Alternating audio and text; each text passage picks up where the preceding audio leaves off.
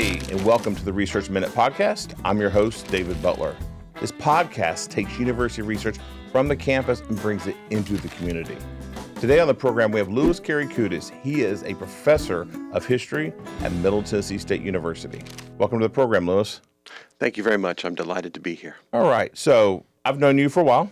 Yes. Our career paths have overlapped for a while. You're always a few years ahead of me, just because I'm a slow learner. But let's talk about you being a professor of history, and in particular, the oral history piece that you have expertise on. Walk us backwards to your childhood. Where did you grow up? When did you first get interested in history? When you started deciding, in high school to go to college or not? Did your parents encourage you? Tell us a little bit about your pathway early on that led you eventually to this place today. My childhood, we moved around a little bit when I was a kid. I was actually born in Brooklyn, New York, out in an area called Canarsie, which is still, to this day, an everyday part of Brooklyn, not hip and trendy like people read about in the papers. No gentrification there? No gentrification there, Wow, just regular working people. My father was an immigrant from Cyprus, which is a Greek island, and like a lot of Greek American families, I was raised in a restaurant. My father owned a diner in New York and then a sit-down restaurant out in Long Island. We lived there. That's a suburb east of New York City. When I was 15 in 1978, my father got sunbelt fever. Wow. And he moved to eastern North Carolina, a then not very large city called Wilmington, North Carolina. Right. It has since grown considerably. North Carolina is considered a sunbelt from Long Island. That's for sure. Yeah. People have now made it to Florida these days, though, right? He made it to North Carolina. There was enough temperature and quality of life to stop. That's correct. Okay. He actually considered Florida. I remember they went on some trips. They didn't tell us exactly what was going on, we kids. But I think my father liked Wilmington. He liked the ability to grow figs and grapes and things that reminded him of his youth in Cyprus because he grew up on a farm. And so funny when you think of Wilmington, North Carolina, you think of crops.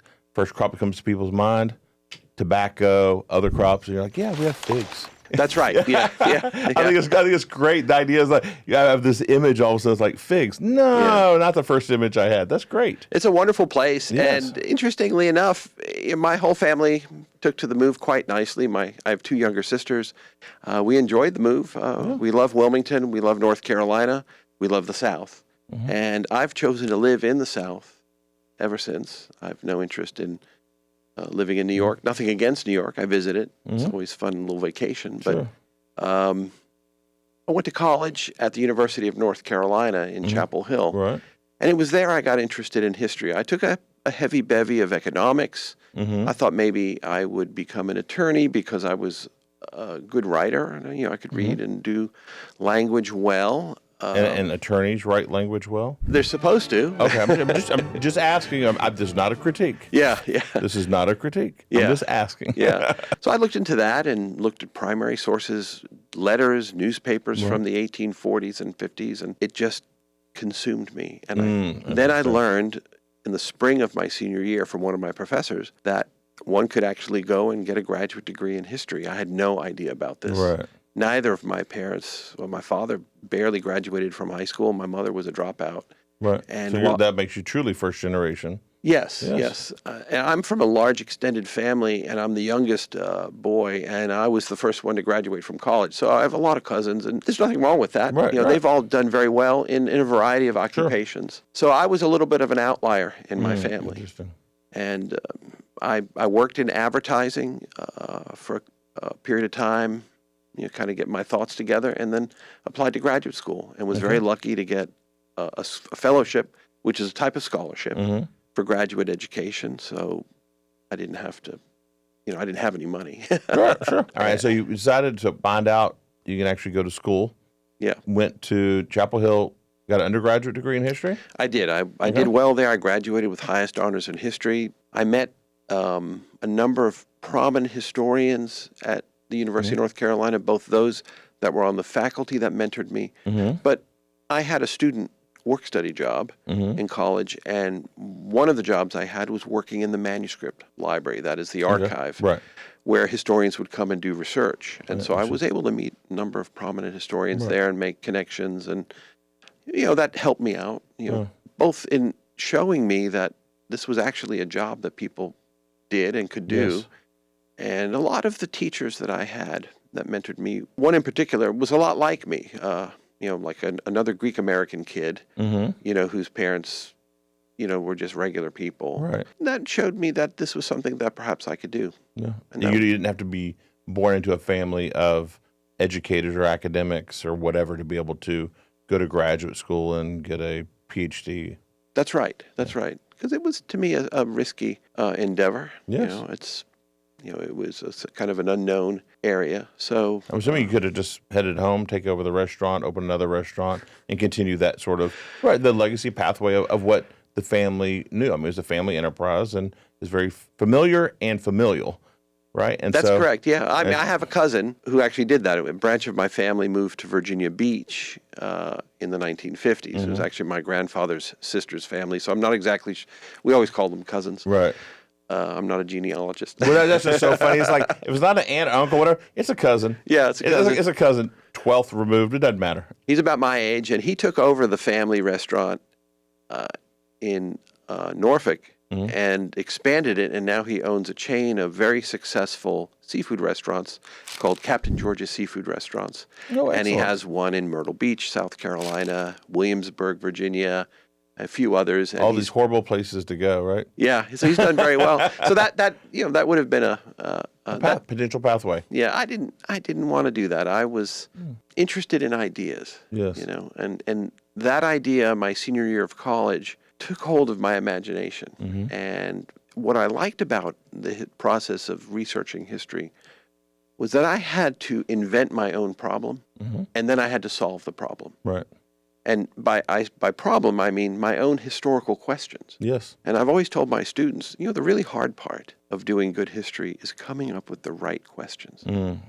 What do you ask of the past? Yes. What do you want to really know? I like the sing-song of that. What do you ask of the past? That'd be a great T-shirt. Yeah. Yeah. What do you ask of the past? That's pretty heavy. Oh, thank you. I like that. Thank you. That's why the question part of history is so important, because only when asked the proper questions do the historical sources begin to very grudgingly reveal some sort of answer. Yes. And it's hard because you're sitting here, us today, in July 2025, and we have to now work our way backwards to July 1860 and figure out what sort of questions, what kind of people they were, to be able to even get some insight into that. Yeah, that's exactly right. The stakes are high. And why archives are so important, because they're the ones who preserve these primary documents to allow us to go study and ask the questions of that history to see what they reveal. That's right. I often, one of my jobs here, I should say, at Middle Tennessee State University is directing a research archive, which is called the Albert Gore Research Center. It's named for the father of the former Vice President, Al Gore. But Albert Gore Sr. was a graduate of MTSU, class of 1932. He'd come down from the Upper Cumberland Plateau, just outside of Carthage, the family home, and come here to study to become a school teacher. And then later went into politics and was a very important senator, served 3 terms in the United States Senate, and was a leader, a national leader. Thank Albert. Well-respected. Well-respected. Across of 100 senators, well-respected. Yeah, we can thank him for the interstate highway system, among many other things. Yes. At the Gore Center, we preserve historical documents. And we focus on the history of Tennessee. Within that, the history of Tennessee politics. We have 7 congressional collections, that is members of the House of Representatives, and 2 major Senate collections. Right.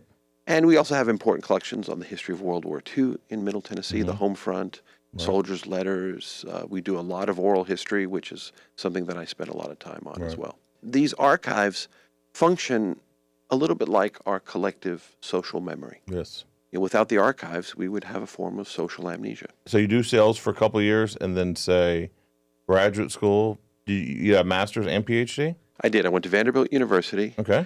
And did a MA and PhD. They kind of fast-tracked. Back to back? Okay. Back to back. And continued writing on a type of economic history. I was always interested in, at least at that time, economic history, how economies work in historical context. Okay.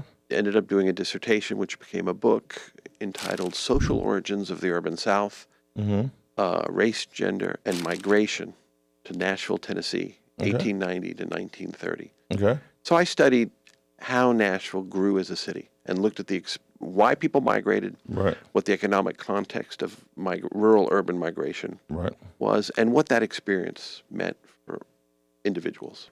So it's funny, you talk about central place theory and a lot of these concentric rings. When I moved here, January 2017, looking for a house, studying stuff, I studied price per square foot. And what I realized is Nashville was at whatever price per square foot. Murfreesboro was $50 below that. Go down to Manchester, Coffee County, $50 below that. So there's this concentric rings of $50 per square foot that radiate out. And then as Nashville's price per square foot has gone up since that time, ours have gone up since then. It's been pushed out to exurbs. So that same concentric ring of price value per house per square foot continues. Yeah, that's right. All right, so let's fast forward. So you got your PhD. You're excited. You've kind of learned what a university system is. You learned to sell yourself. How did you get into the academic job world? Moved back to North Carolina as soon as I finished my exams at Vanderbilt, which meant that I had to write a dissertation. And I wrote my dissertation while I taught. So I taught at North Carolina State University. A couple of years I taught at the University of North Carolina. And I finished my degree in the mid-'90s and then took a job at the University of Southern Mississippi. And originally posted at their Long Beach campus on the Gulf Coast. And so my family and I lived on the Gulf Coast of Mississippi for about 20 years. Okay. Teaching at Southern Miss, which I loved and still love that institution dearly, and love Mississippi and go back frequently. Still have many friends there. Now you love your fishing. I do. Yes. Yeah. That takes me to Coffee County. I'm a big, for those that listen to this podcast who know about fishing, I fish the tailwaters of both the Duck and the Elk River. Yes, which are dammed at various places for lakes. Yes, and tailwater is the water, cold water below the dam, which is stocked with trout. Thank you, Tennessee Wildlife and Resources Agency, very much. And that's one of the many things I love about Tennessee. But when I lived on the Gulf Coast, big inshore fishermen, redfish, speckled trout, sheep's head, black drum. Yes. No hardheads, though. Yeah, no catfish. Catfish we throw back. The ocean catfish are not worth eating. No. Yeah. And nothing with the brackish water in it, right? Yeah, that's right. Yeah, that's It's a wonderful part of the world and filled with wonderful people, and it has unique economic problems. And but then I moved to oral history. I'd always done oral history. I did a lot of oral history for my first book. You do a table on migration, but what is the really interesting story? You talk to someone that actually migrated and what migration meant to them. And so those were interesting. So I took over leadership of the oral history program at the University of Southern Mississippi. And that really marked a change in my career in terms of its focus. And there I fell in love with oral history, was very good at it, was very good in building up that program. It was already an outstanding program, and I feel like I left it better than I found it. Excellent. And I did that for about 7 or so years. Okay. And then in 2015, I moved here to MTSU. Okay. I was looking for a new challenge. Someone had contacted me and told me about the opportunity to run the Albert Gore Research Center. So I threw my hat in the ring. Yes. Came and interviewed and saw in the archive material of the Gore Center treasure after treasure after treasure. Yes. And I said, I think I can do something with this. 20, 30, 40, 50 years. Treasures, buried treasures, nonstop. Yes. I actually, I tell this story. When I came here and toured the Gore Center, the people showing it to me were not the people that were familiar with the Gore Center. So here's the building. Here's where your office would be. There's stacks and crates of stuff over here. And I describe it this way: walking in and talking to people, and it was as if they came out with a giant box of Legos. I was a big Lego builder as a kid, and pictures of wonderful things you can make with Legos. Yes. And then they're scratching their head, saying, "Well, we lost the directions." And I'm looking at it saying, well, you have all the pieces. Yes. You need to make wonderful things. You've got some pictures here, but I've got some other ideas. And so I've been working to build up the Gore Center, focusing on its core mission of documenting the history of Tennessee public policy and politics. We're nonpartisan. We have both Democratic and Republican office holders, papers. But, we're getting ready to move into a large civic education initiative. We're working with retired office holders like Senator Bill Frist, who represented Tennessee in the Senate from 1995 to 2007. The last term as Senate Majority Leader, a very important position during a very important time in American history. And so we have acquired his papers and we're processing those, which means making them usable so that researchers can, and students, and really anybody can learn from them. So one of the things that we have been doing, and this gets me back to my oral history, love of oral history, of interviewing people, part of this so-called processing of documents, which is the archive term for just making the documents usable, is conducting interviews with his former staffers. Oh, interesting. Which are a remarkable community of highly successful, high-achieving experts in all aspects of our democracy, our republic, our public service, from, again, taxation to foreign policy to national defense policy. I and my staff have been interviewing former staffers about their experience working with the senator. My last question in all of the interviews I've conducted, and I direct my staff who do the interviews as well, is what was the meaning of service for Senator Frist on your career and your life? Right. You would think the first thing they would say was, well, then from that, I've had a great career. Yes. And this gets to the kind of person Senator Frist is. Almost to the last person say, well, you know, I learned so much. I learned how to deal with people. I learned about leadership. Yes. And effective leadership from the senator. Yes. Personal qualities. Yes. Yeah. About that. Yeah, human interaction with other people. Yeah, and they talk about how important that has been in their career. And then they'll talk about how well I mastered this area of public policy, and I've gone on, and that's helped me in my career. Of the various interpersonal stuff. Yeah. How to deal with people. Yeah, and just the skill of Senator Frist as a leader.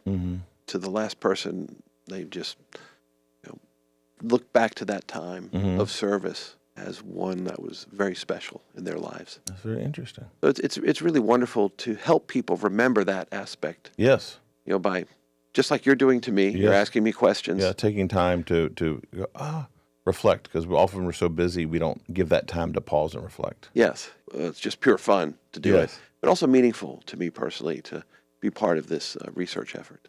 Yeah, great. Well, thank you for joining us today. I appreciate it. It's been my pleasure. Thank you very much. I want to thank Louis for joining us today on the Research Minute podcast. And remember, we are preserving archives for you to ask great questions about the past from the future.